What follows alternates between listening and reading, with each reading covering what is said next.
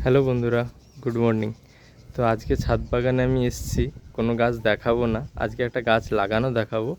এই যে ছোট্ট একটা বালতি রেডি করেছি, আর বালতির মধ্যে এই ফুলের শুকনোগুলো দিয়ে দিয়েছি, শুকনো মালা দিয়ে দিয়েছি। তার সঙ্গে যা কিচেন ওয়েস্ট ছিল সেগুলো কাঁচা দিয়ে দিয়েছি নিচে। এর উপরে মাটি দেবো, আর যে গাছটা লাগাবো সেই গাছটা তোমাদেরকে ডালটা দেখাই।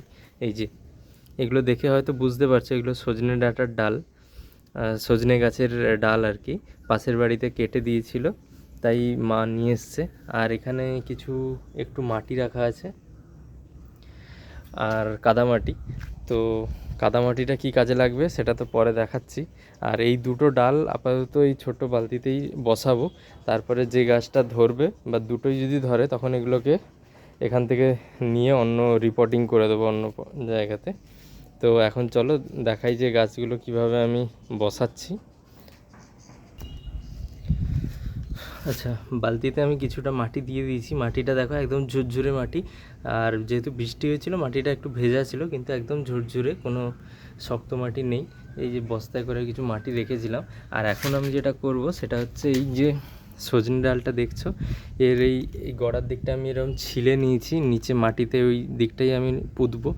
আর সেখানে কিন্তু আমি একটা অ্যালোভেরা গাছ আছে, সেই অ্যালোভেরা গাছ থেকে আমি একটা ডাল নিয়ে নিয়েছি, মানে পাতা নিয়ে নিয়েছি। এই পাতার অ্যালোভেরার রসটা আমি এই নিচে ডোগাতে লাগিয়ে দেবো।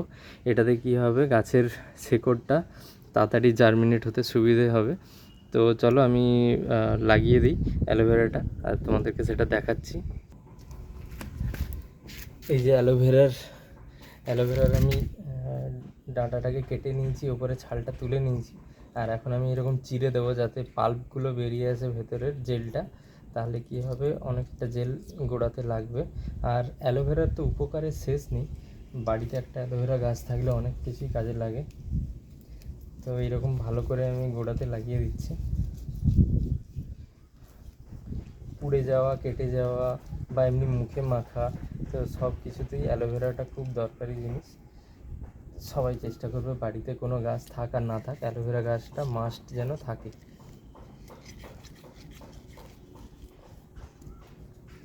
আর আমি এটা লাগানোর পর পাতাটাকে আমি মাটির নিচেই দিয়ে দেবো। পাতাটা এগুলো সব মাটিতে মিশে এটাতেও সার তৈরিতে কাজে লাগবে। ভালো করে লাগিয়ে দিলাম, এবারে আমি পাতাটাকে এখানে ফেলে দিচ্ছি, দেখিয়ে দিই একবার।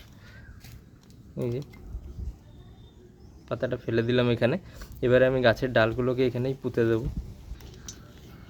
এই যে গাছের ডালটাকে আমি এখানেই পুঁতে দিচ্ছি মাটিতে। পুরোটা যাবে না, কারণ আমি মাটি এখনও পুরোটা দিইনি, কিছুটা মাটি দিয়েছি, তাতে এই ডালগুলো দিয়ে দিলাম। এরপরে আবার কিছুটা মাটি দিয়ে দেবো। দুটো ডাল আমি দুদিকে লাগাচ্ছি, একটু দূরে লাগিয়ে দিলাম। যে বুঝতেই পারছে, একটা ডাল একটু মোটা, আরেকটা ডাল একটু সরু, আর দুটো ডাল এখানে এরকম লাগিয়ে দিলাম। এবারে আরও কিছুটা মাটি এতে দিয়ে দিচ্ছি। তো আমি গাছটাকে বসিয়ে দিয়েছি মাটিতে। আরও কিছুটা মাটি হয়তো দিয়ে দিলে ভালো হতো, কারণ গাছটা একটু নড়ছে, যদি বেশি হাওয়া হয় আমার ভয় লাগছে যে গাছটার গোড়া না নড়ে যায়। তো যাই হোক, গাছের ওপর দিকটায়, মানে ওপরের কাটা দিকটায় আমি মাটি দিয়ে দিয়েছি, ভেজা মাটি, মানে কাদা মাটি যেটাকে বলে।